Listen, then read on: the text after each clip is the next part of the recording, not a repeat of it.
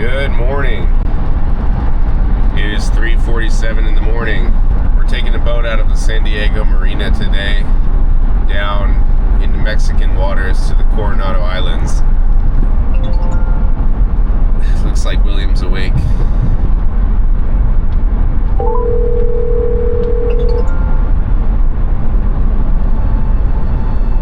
Morning. Good morning. I'm gonna get there much earlier. Yeah, mine says 5:32 right now. Arrival 5:32? Yeah. Nice, okay. One thing I found out when I would go do MMA fights, Yeah. when you wake up, just get up, because if you go back to sleep, it's going to be worse. Yeah, I don't know the science behind it, but I've heard that to be the case. So I figured that I would just come down and make sure everything is placed in the best position to be able to get ready as fast as possible. And I might even throw on my wetsuit prior. Yeah, we're going to get our wetsuit on pretty early on because we're going to see kelp patties on the way out there. Okay. Hey, let me ask you, while you're coming from the liminal state of sleep in the other world, why the heck are we doing this? I know that, you know, there's the satisfaction of providing our own food and stuff. But if that's the only answer, then why not just drive to the nearest shoreline and fill the freezer with opali? Why are we getting up at 3 and 4 in the morning and going into Mexican waters? Well, it's like thrill of the unknown, uncharted waters for us.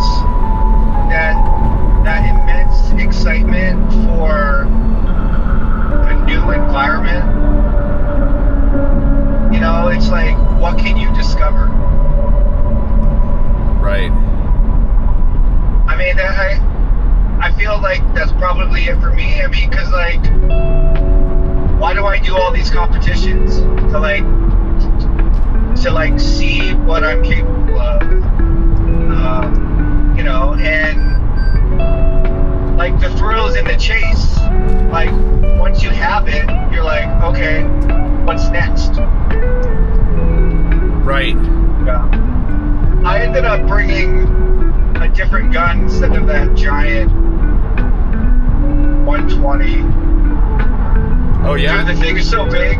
I ended up just bringing that 115 wood gun again. Okay. It's like a roller with 2 kickers. Okay. Because I was like, man, if we're going to be like in rocks and stuff, like I'm going to need something smaller. And the difference between the wood and like the pipe gun, it's significant. It's like over a foot. Oh, okay. I think we're going to be in deeper water. I mean, both guns that I brought will be able to take on yellowtail. Good. Yeah, I'm bringing a massive 60-something inch Noretic blue water 4-band. It's basically a tuna gun, but I found that it's so smooth to load and shoot that I could even bring it on the reef. And what we found at Catalina was that the yellowtail are skittish because there's a lot of divers right now, and they hang out just outside of range. And so I want to be prepared to have to take a little bit of a longer shot and have that extra power. Right. Yeah, hopefully. Oh, you know, that's the other great thing about fishing is this occasion for hope. The feeling of unknown, but also hopefulness. It's such a... You know, I was like, if there's kelp, like, maybe there's still white sea bass out there. Yeah, maybe. I was at the the other day, and I had my little 65 double roller. Yeah. And I was just doing some pole hunting, and this probably like 50, 60 pound broomtail just like glides right over my head. Holy cow. Yeah. Wow. All right. I'll see you in a couple hours. All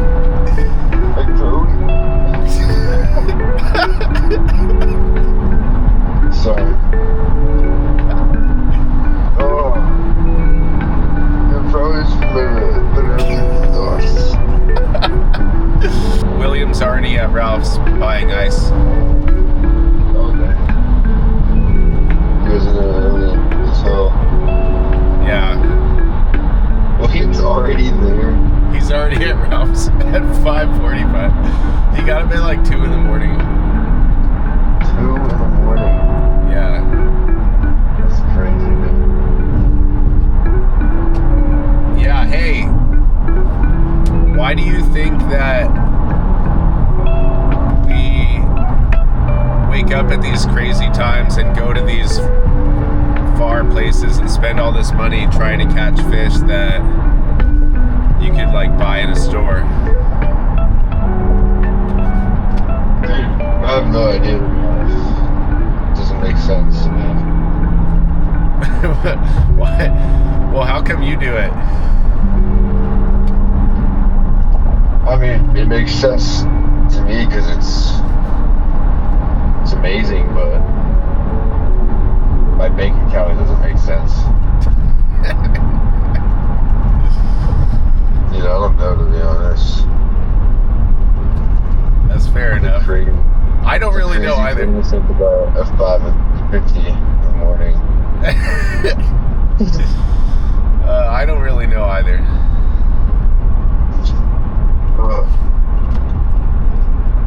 We're gonna get there and William's gonna be already in his wetsuit. Cool, I'm 12 minutes away from Ralph, so I'll see you at the dock. Just start dropping your stuff off at the loading ramp. Alright, perfect. Alright, see you then. Alright, we're out on the water already. I got my San Diego hat from Thomas because I forgot my hat. We're so excited to get out here, I forgot to record anything on the dock. But basically, we got William, Thomas, and the game plan is to look for kelp patties out on the way to the Coronados, hit the kelp patties, get to the islands, look for current, bait, try to find yellowtail out there. We're gonna get suited up right now.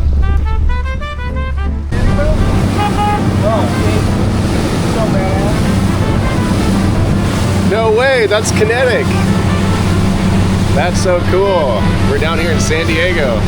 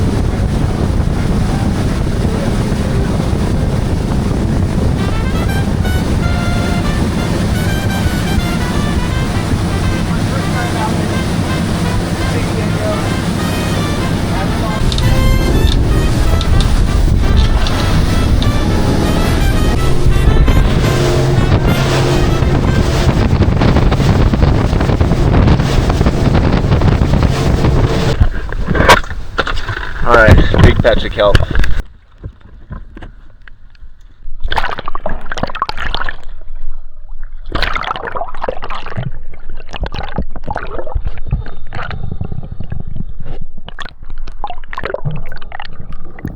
We shut the boat motor off a good distance away from the kelp patty and started making our way over to it. It looked like a pretty big kelp patty.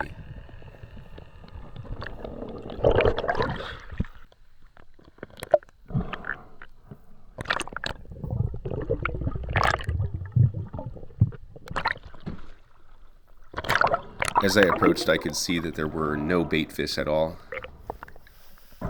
It appeared that there was no life on this, which was surprising because it was such a massive piece of kelp.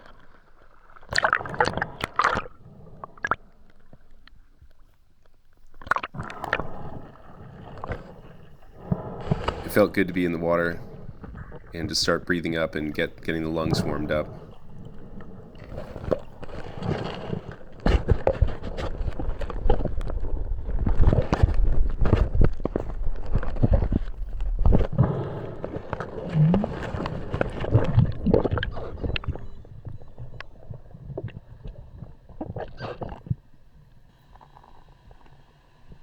I took a little drop to get a wider perspective on the kelp and the water below, and still didn't see even a single bait fish.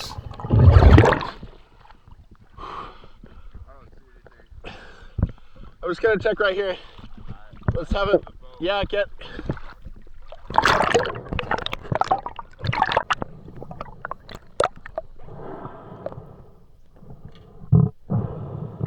The patty was so large that even between two divers, it took us a little while to cover the whole thing.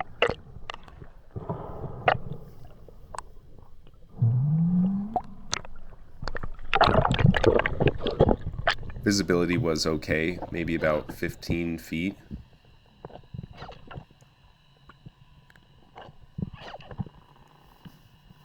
And I took one more drop on the other end. Not seeing anything, but it felt good to warm up the lungs.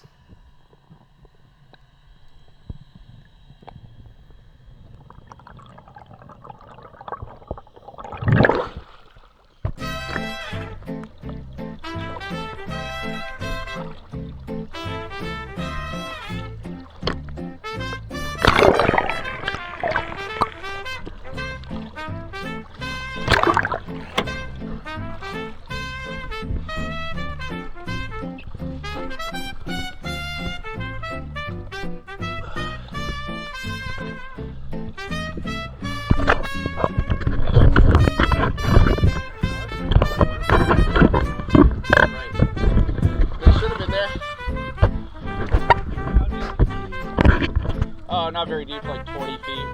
Just enough to see that there was no life. We just crossed into Mexican waters. There's the islands right over here.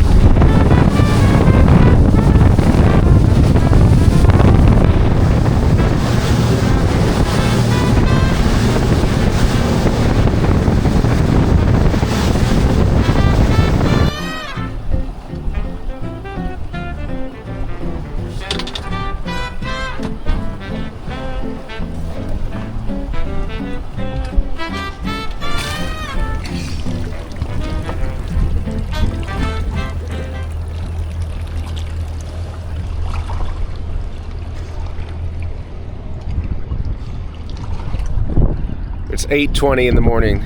We got here pretty early. All right, I just dropped the anchor. I'm getting in.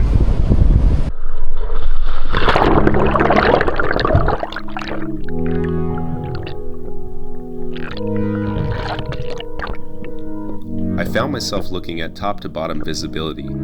We had anchored in 60 feet of water, and I'm looking at detail on the bottom clearly visible in 60 feet. The blue, crystal clear water was amazing. Another interesting thing was that because there was no kelp, there wasn't much vertically to give the ocean structure, and so it looked like the bottom was much closer than it was.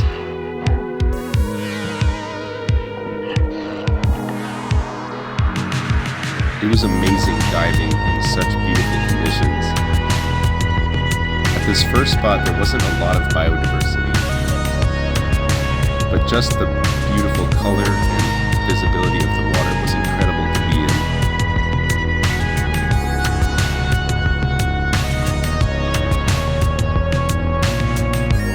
I found some bait fish, but they weren't really moving around. There wasn't much current, and the bait didn't seem very concerned about nearby predators.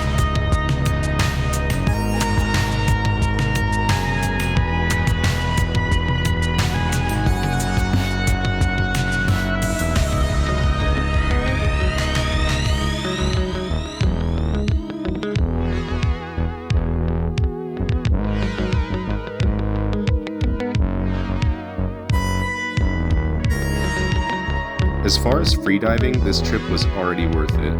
The conditions were incredible for working on my diving. However, there were not a whole lot of fish around. I soared over the bottom and enjoyed the wonderful conditions, but quickly started thinking about moving spots and looking for fish.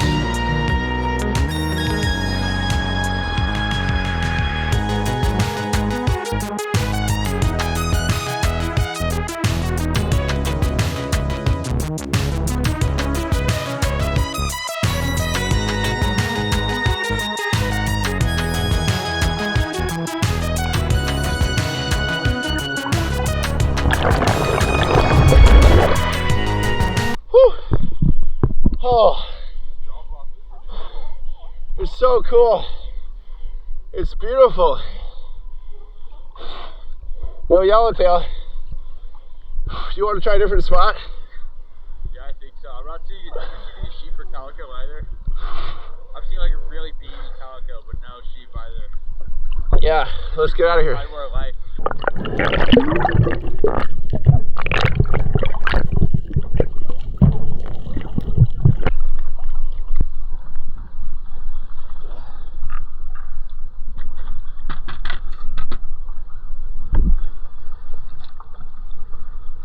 This is good. I know, it's crazy.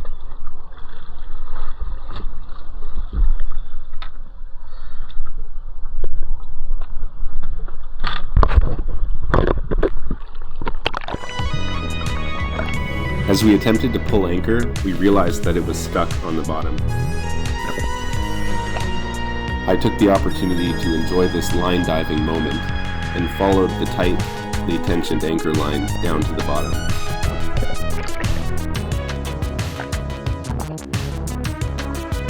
It was amazing soaring down through this three-dimensional space. As I got about halfway down, William gave slack to the anchor line so that I had something to work with, and I popped the anchor out.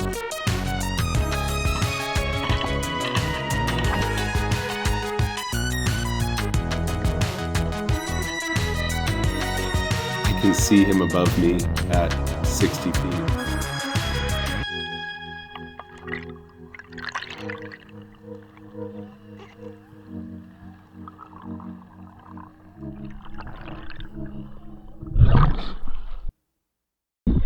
Woo!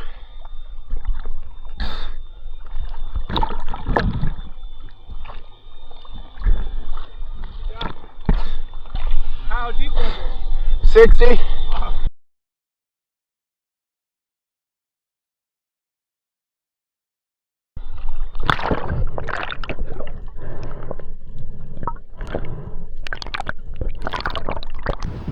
Well, we just moved spots and we went to go and anchor, and the rod fell out of the boat like it wasn't attached.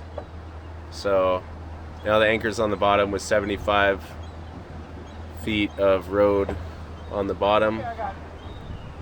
Looks like Will just got it.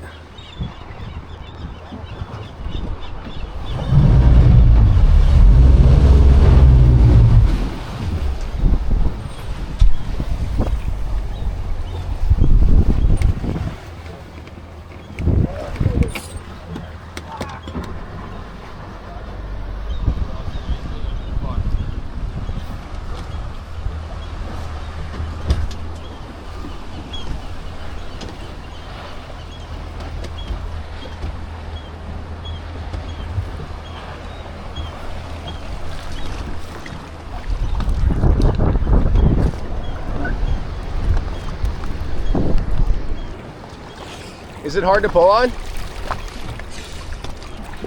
All right. How much slack do we have? A decent bit. Okay. Well, we still have an anchor.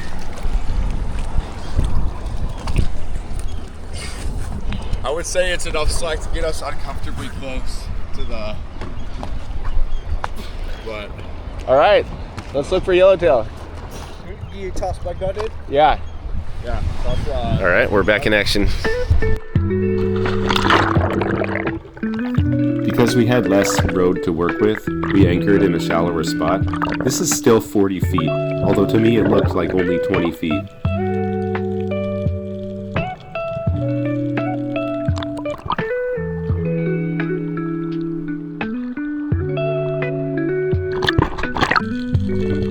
Though we like clear conditions, they aren't always a good indicator of pelagic species. Oftentimes the pelagics prefer murkier conditions. And immediately in the second spot, it just didn't feel fishy. We were seeing bait milling around, but it just didn't feel fishy. I tried to stop focusing on hunting and just enjoying the natural beauty around us.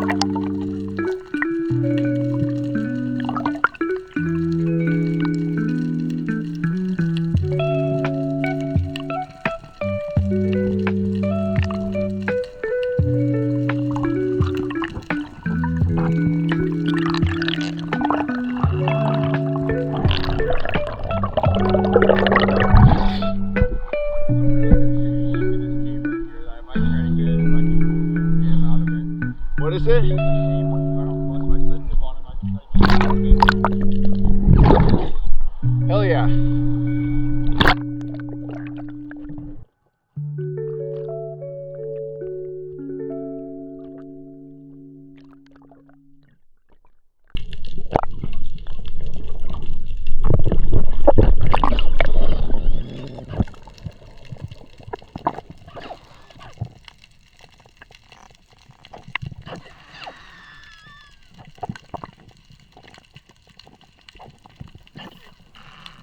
We saw some familiar species like calico and sheephead.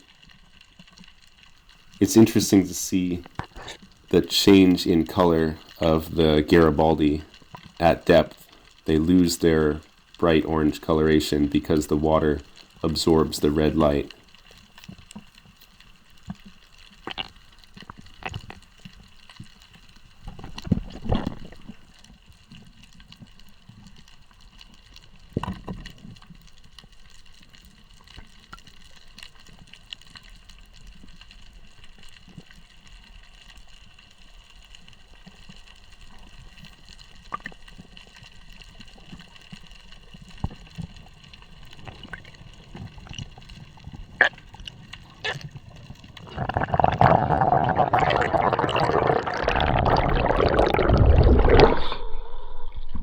I saw your sheep. He went that way.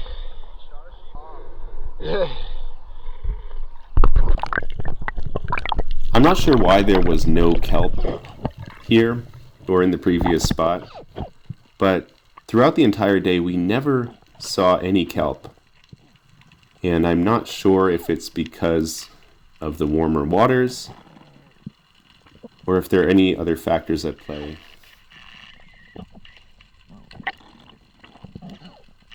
I had seen quite a few of these crab traps or lobster traps, and I checked them out of curiosity. None of them had anything in them.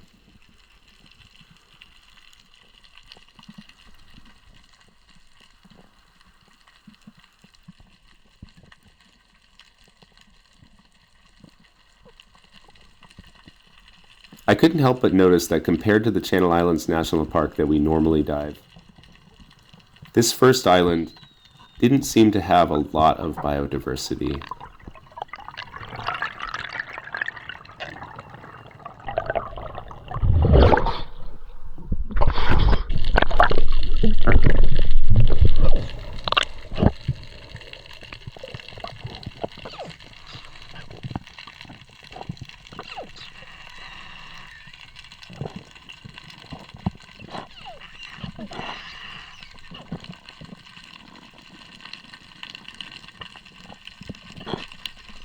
The anchor had gotten really stuck here. After seeing this, I decided that in future boating, I'm never going to anchor in water deeper than what I can dive, because there's no way we would have ever got that anchor line out if we weren't free diving.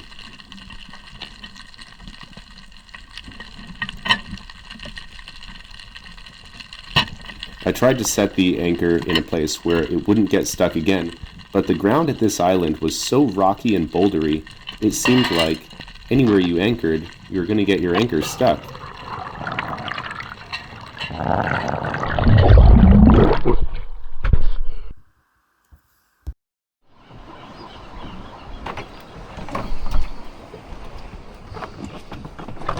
Yeah, I don't like to injure fish, man.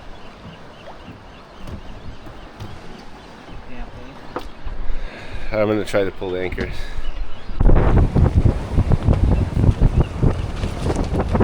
Is it stuck?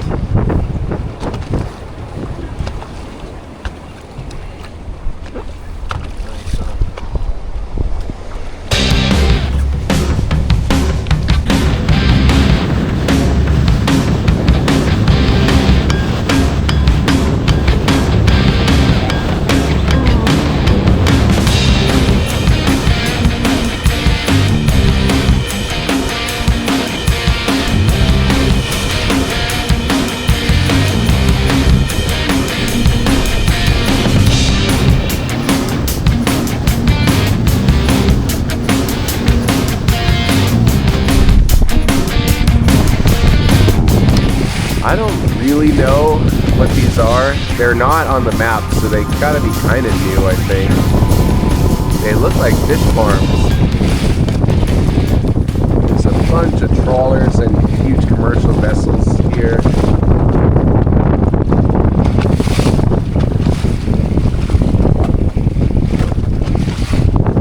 Will's gonna dive on it and see what it looks like in the water.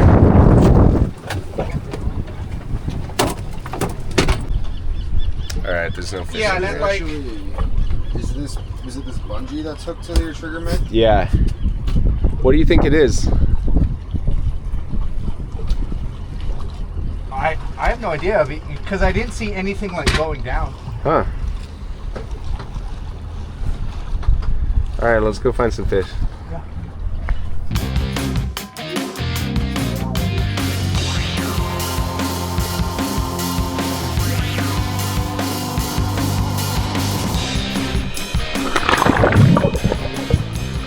There was a bit more current here, and I dropped down on the anchor to make sure that it looked set.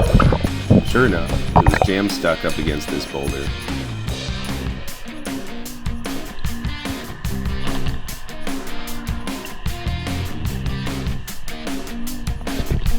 We noticed that there was an extra amount of boat traffic in this area, so we all stayed aware.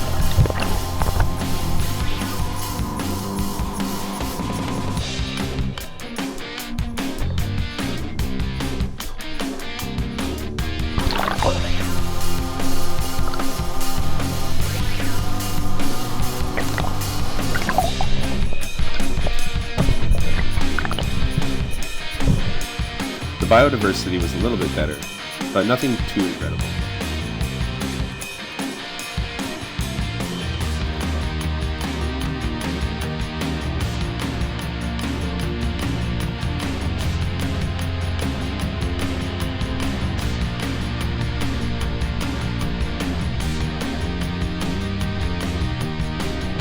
I decided to let Thomas and Will continue hunting the reef in about 40 to 60 feet of water.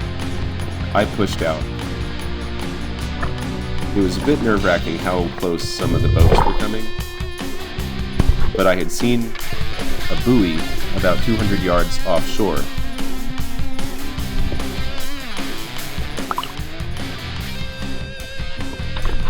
This was some kind of navigational buoy, and I thought maybe, since it was anchored to the bottom, it would be enough structure to attract some game species, hopefully yellowtail. It was quite a swim out to it, and it felt a little bit perilous with the boats going by. It seemed that every time I dipped my head into the water, I could hear the motor of another boat. I reached the buoy and found it covered in mussels. This looked like an ideal piece of structure, however, there were no fish around it at all.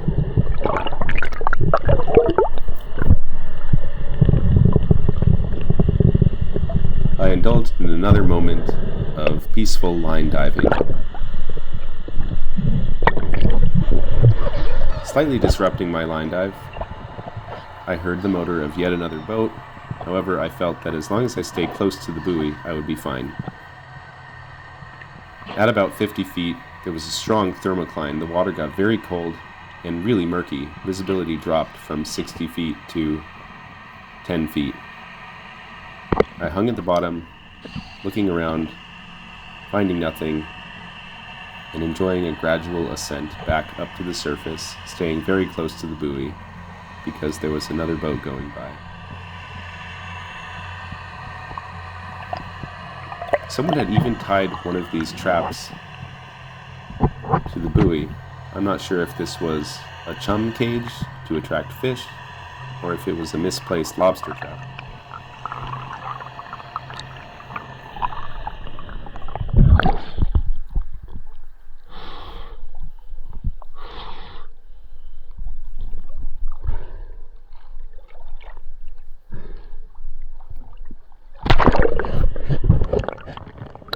After a couple of line dives, I decided to say goodbye to my buoy.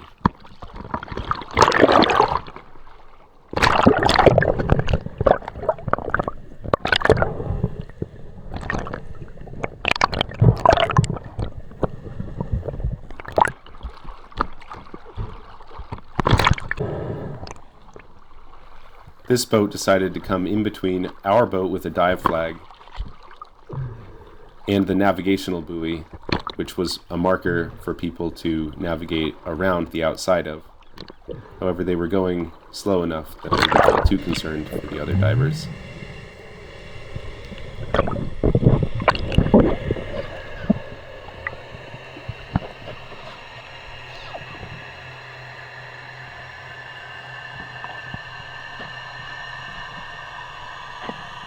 My lungs were really warmed up now, and I started to really enjoy soaring over the bottom. I was even checking some of the sand for halibut.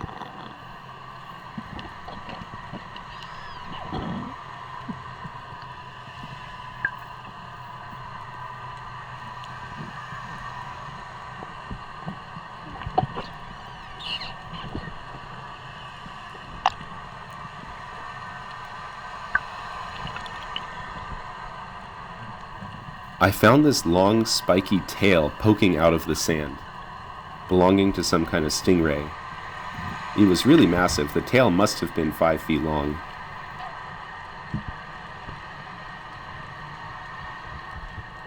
It started to become apparent that we were not going to be filling the deck with fish on this day, but we still held out hope to maybe see a couple of yellowtail.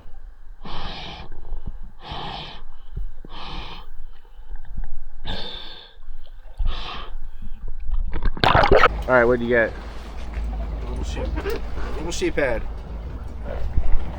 A Mexican sheephead. How are you going to cook it?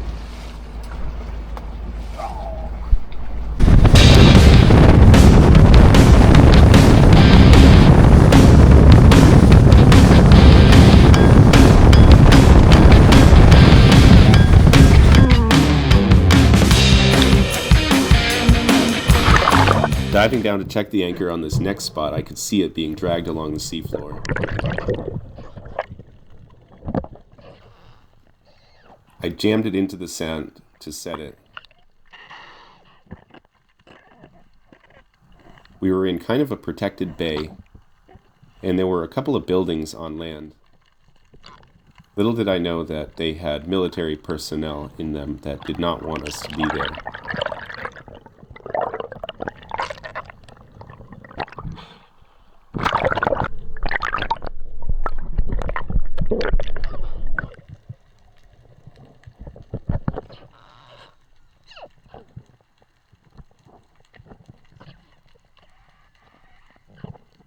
This next spot held some pretty impressive rock structures.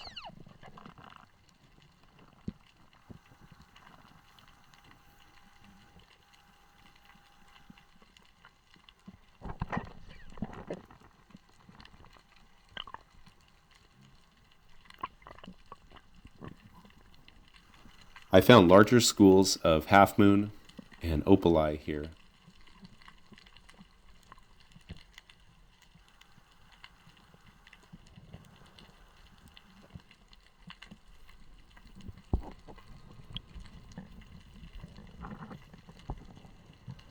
The freediving aspect was absolutely incredible.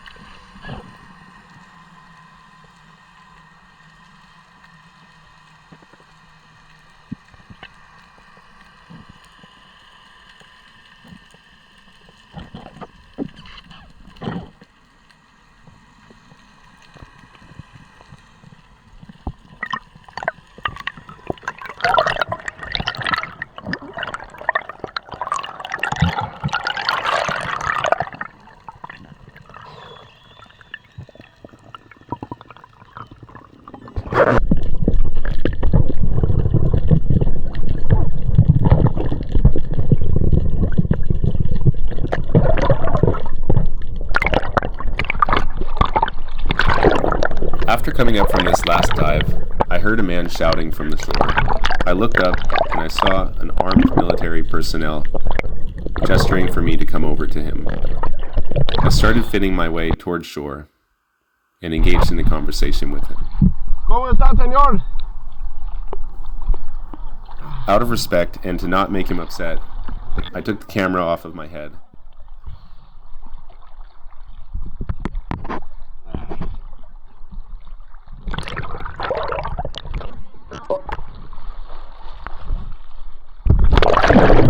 Because it was underwater, it didn't pick up any of the conversation, but he basically told us that this is a military anchorage only, and that we can't have the boat here. He was respectful, as was I, and he asked us to leave.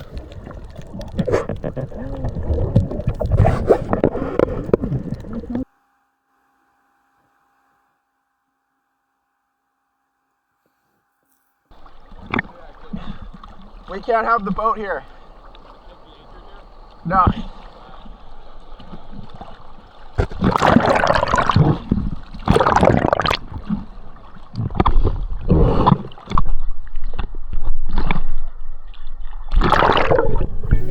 Anchoring at the next spot, I watched as the anchor got rapidly dragged across the ground in the current. I ended up having to reset the anchor and physically place it in between a couple of rocks to keep the current from taking the boat away.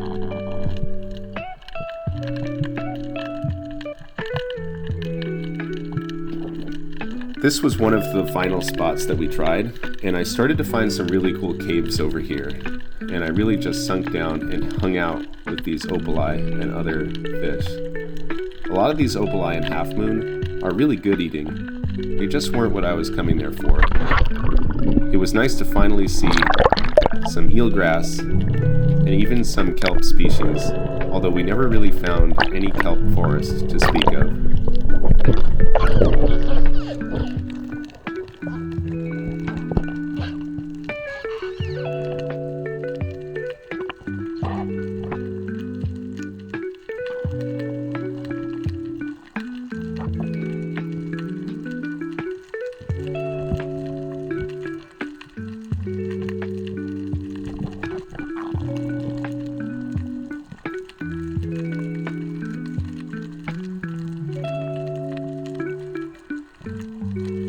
Diving around in an environment that I had never been in was really exciting. And even though I wasn't seeing anything, just being there and seeing new scenery underwater was very satisfying.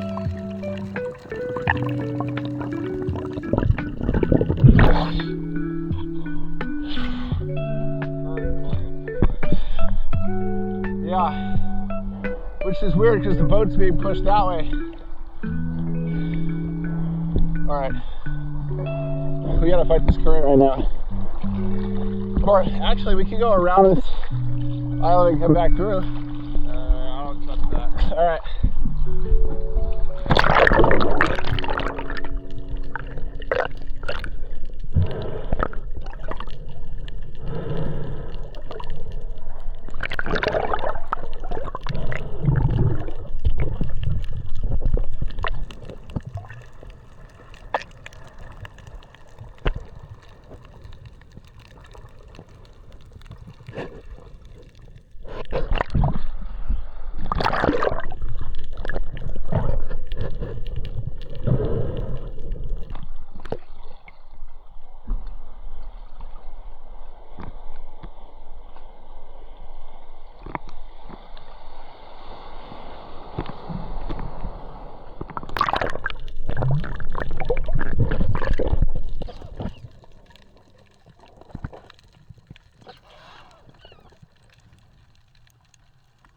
Here I find a nice rock scallop, perfectly positioned for me to use my gloves to punch it off the reef.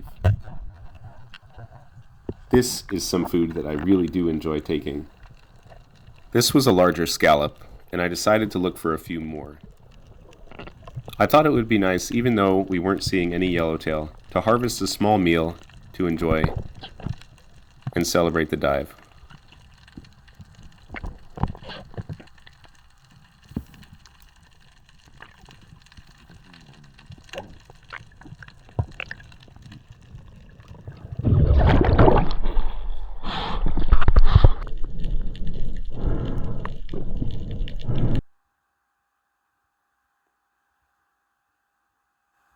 William also found a couple nice scallops in this spot.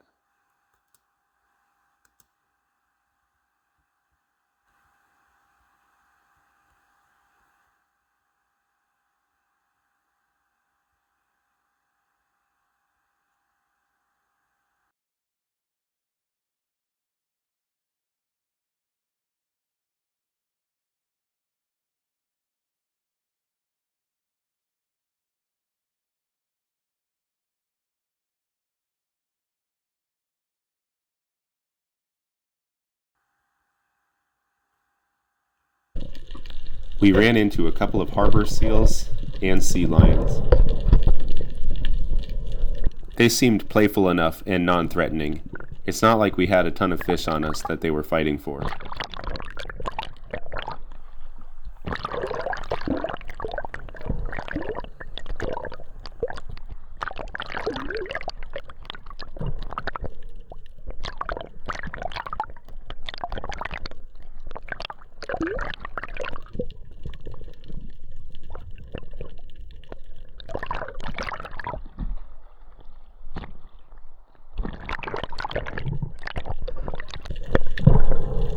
I kept checking these lobster traps or whatever they were. They were all empty.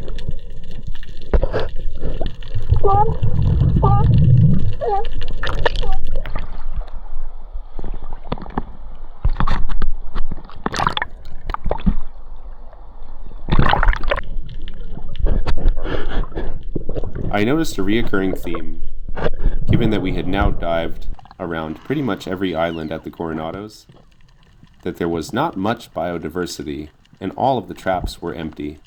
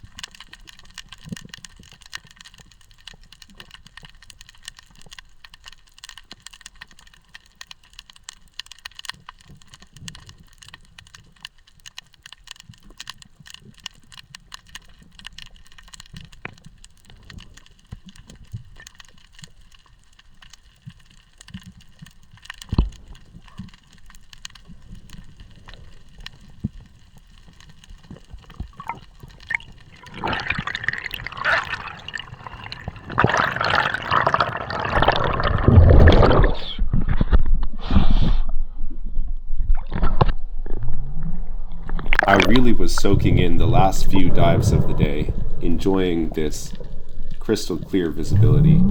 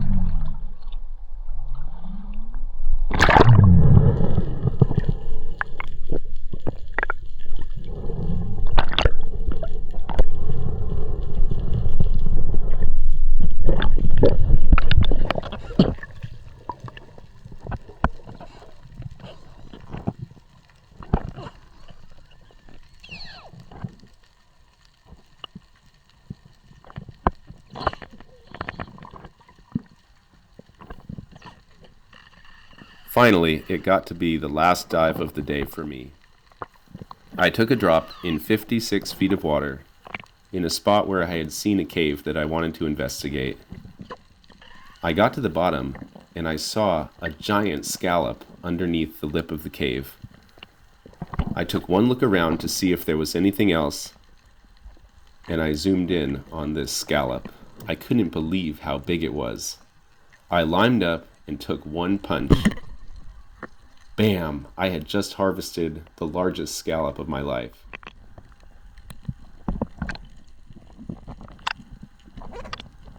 It's hard to appreciate the heft of this scallop through just the video, but the thing felt heavy even in the water. It wasn't just wide, it was heavy.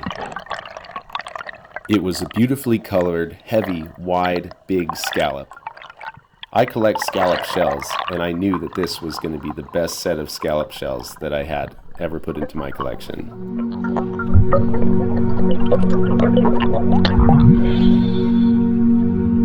Woo!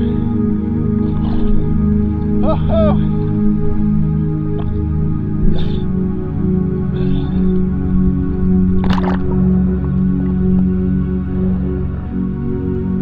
It was about twice as big as my hand, and when I later measured it from the widest point, not including any debris, it was just over 7 inches.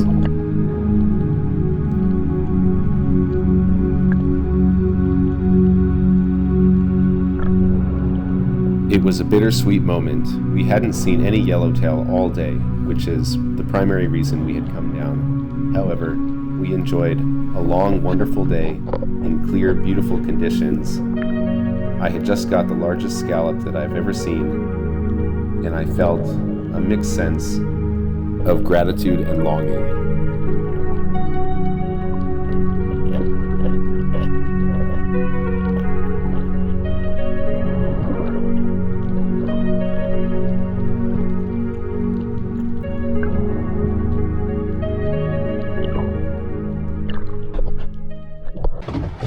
Well, that didn't really go as planned. It's about the end of the day, and we haven't really seen any yellowtail at all. I might have seen a couple 40 feet below at a glance, but nothing like what we had hoped for. However, on the last dive, I came up with this massive scallop.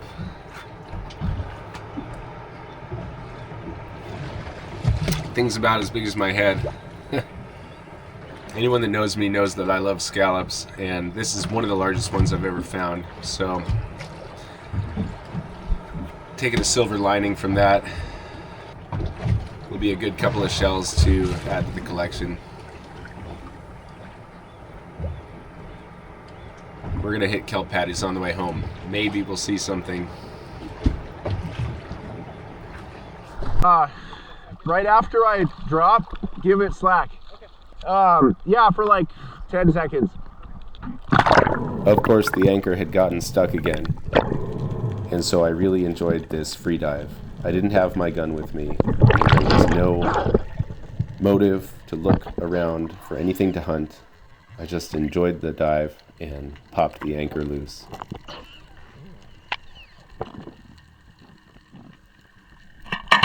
I spent a moment with the weight of the anchor, holding myself on the bottom. This is definitely a place that I'd like to come back to, maybe in a different season, or maybe just for free diving.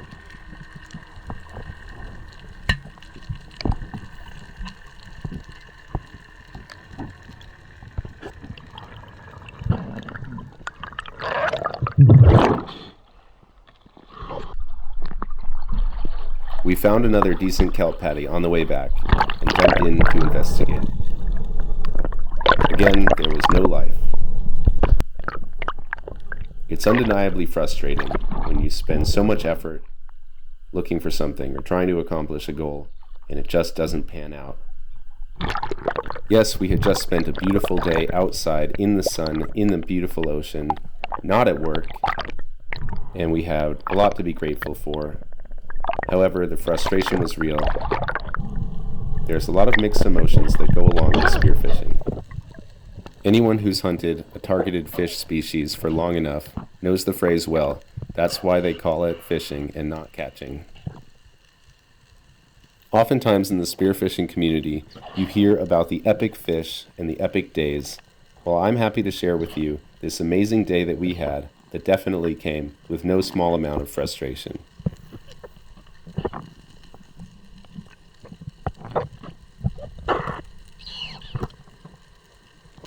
If you followed along this far and enjoyed the beautiful scenes and shared in our frustration, please consider subscribing. I can't wait to share with you the epic days to come.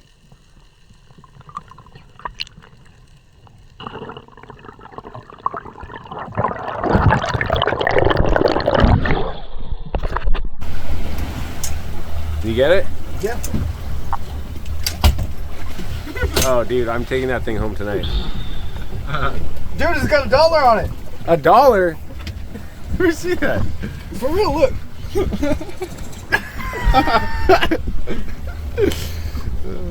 Okay. Thomas, where's your flip-flop? In the ocean somewhere, for sure. How are you coping with not shooting any yellowtail today? Well, I'll dream about it. It's the best I can do. At least I caught my personal best scallop. This thing is freaking massive.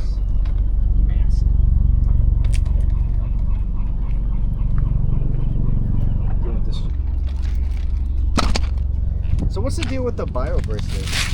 It's kind of like the California Ocean Enhancement.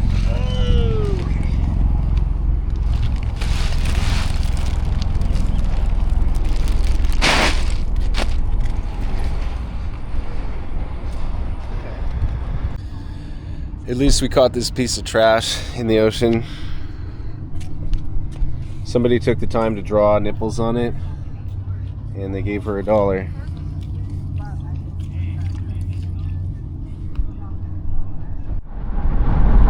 Also, you see on Instagram, you know, nobody's posting the day that they didn't catch fish, and so every post you see, you're looking at a big fish or a lot of fish.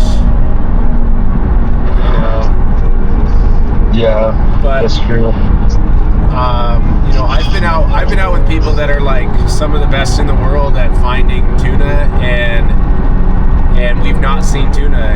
You know, it happens, but they don't post about it. Yeah, definitely. It's all just a bug. I'm just trying to make it okay right now in my head. I'm so bummed. I don't know what's worse, not seeing them at all or seeing them and them being too far away. The worst is taking a shot that you know you can't make. That's Oh yeah, for sure. All right, it feels good. I feel okay now. I feel like we've got another dive planned, and then we're gonna look into where to find the yellowtail. Yeah, either way, Monday we're bringing home some big fish, some big sheep, no matter what. Yeah. Dude, oh my god, that 35-inch, that thing had to be, that was the biggest thing I've seen. Yeah. Damn, dude. Well, since we have a little bit more time Monday than we did today, maybe we can hit some deeper spots and try to focus on our deep dives. Yeah, that'd be sick. Cool, I'll see you at 7 on Monday. Alright, see you then. I got your San Diego hat. Okay. All right, bye. Yeah.